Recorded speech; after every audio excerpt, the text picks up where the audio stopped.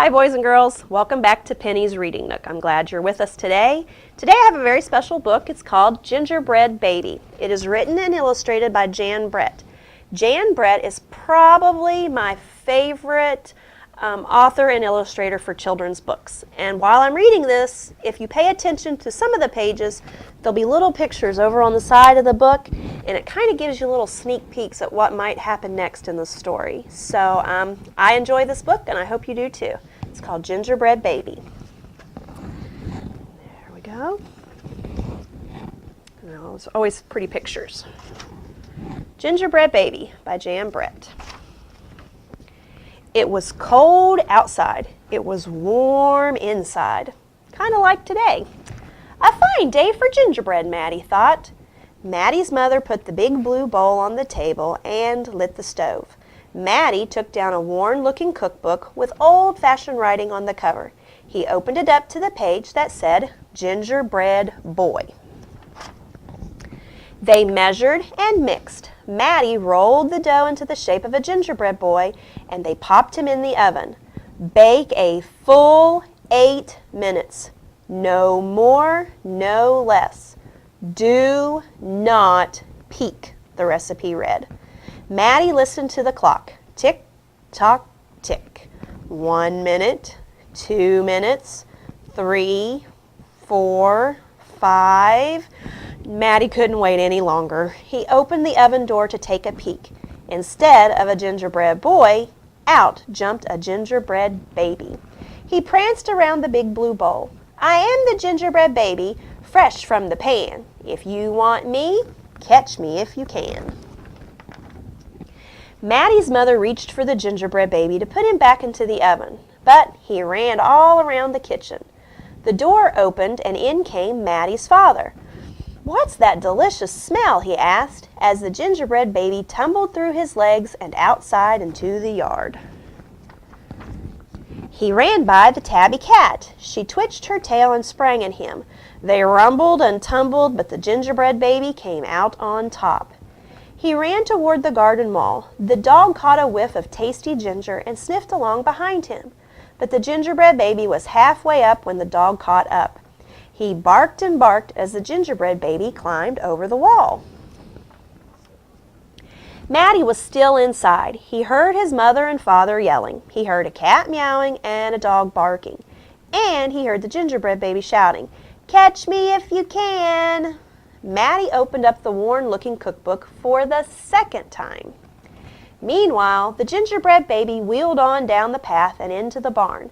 The goats looked up as he somersaulted across their backs. The last one tried to catch him, but the gingerbread baby was too fast. Martha and Madeline were standing by the well when the gingerbread baby stopped to take a drink. They looked at each other and winked. Martha started to talk to him, while Madeline tiptoed up behind him with the bucket. But they couldn't fool that gingerbread baby. He took a braid from Martha and a braid from Madeline and tied them in a knot and ran down the road. Back in the house, Maddie stirred, mixed, and rolled the dough. He shaped it, put it in a pan and into the oven. Tick, tock, tick. 8 long minutes. This time he didn't peek. I will catch him if I can, Maddie said to himself. As he was bouncing along, the gingerbread baby saw a farm wagon just ahead. He jumped in and settled down for the ride next to a mama pig. The smell of gingerbread was too much for her. She tossed him high in the air, closed her eyes, and opened her mouth. But the gingerbread baby twisted in the air and came down hard on her porky snout. I am the gingerbread baby, too quick for the mother and the father, too fast for the cat, the dogs, the goat, too clever for Martha and Madeline, too smart for the mama pig. Who's left? Catch me if you can. Feeling smug, the gingerbread baby strolled along by himself until he came to a bridge that crossed over to the village. Just as he got to the middle, he heard running feet behind him and saw a crowd of villagers ahead of him. The gingerbread baby was trapped. He jumped up onto the railing, backflipped through the air, and landed on a chunk of ice floating down the river. The ice bobbed along with the gingerbread baby dancing on top and singing in a loud voice, "Look at me, and what do you see? The best gingerbread baby ever," until his feet got cold and he jumped ashore. Who was that watching from the trees? It was the fox. He crept up behind the gingerbread baby, ready to eat him up. But the fox couldn't help himself, and he licked his chops. The gingerbread baby heard him and ran as fast as he could.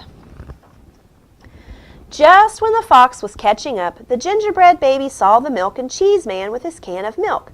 The perfect hiding place, he thought. He lifted the lid and lowered himself inside.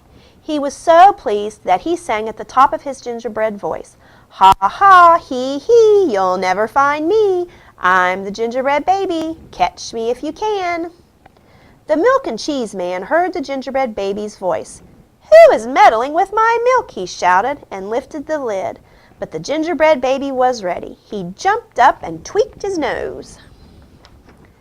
Now, the milk and cheese man, the fox, the villagers, the mama pig, Martha and Madeline, the bleating goats, the barking dog, the meowing cat, the father, and the mother were all after the gingerbread baby, and getting closer. And he knew it. The brash baby was not as peppy and proud as he had been. He sniffed the familiar smell and followed his nose into the woods. He couldn't believe what he saw. There, in the middle of a clearing, was a gingerbread house, frosted with sugar, covered with candy, and the doors with peppermint handles wide open. The gingerbread baby clapped his hands with glee and ran inside. In a tick-tock-tick, everyone arrived in the clearing, but all they found were a few bits of frosting, a peppermint candy, and some crumbs. The father exclaimed, "The gingerbread baby has finally met his match." "I wonder who it was," the mother said. "Let's go home and tell Maddie." "Hello, Maddie," his father said when they got home. "We never did catch that gingerbread baby. All we found were some crumbs in the snow." "I see you've been busy," his mother said, looking at the gingerbread house Maddie was holding. "Too bad we never caught that gingerbread baby." Too bad," said Maddie. Only Maddie could hear the tiny voice from inside the gingerbread house. Let's see. "I'm the little gingerbread baby, lucky as can be, to be living in the house that Maddie made for me." The end. And that was the gingerbread baby. I hope you enjoyed it, and I will see you next time. Bye-bye.